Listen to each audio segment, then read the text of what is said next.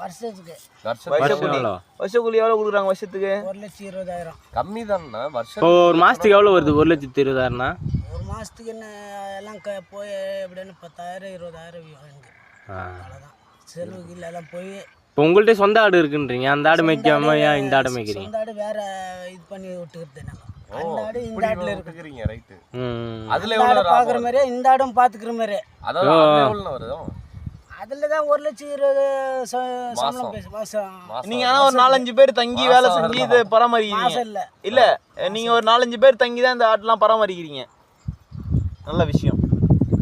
ஃபேமிலியா வந்து. ஆனா உங்களுக்கு ஆனா எப்படி குடும்பமா வந்தீங்களா? வீட்டுல அங்க ஊர்ல இருக்காங்க, நீங்க மட்டும்தான் ஊர்ல இருக்காங்க.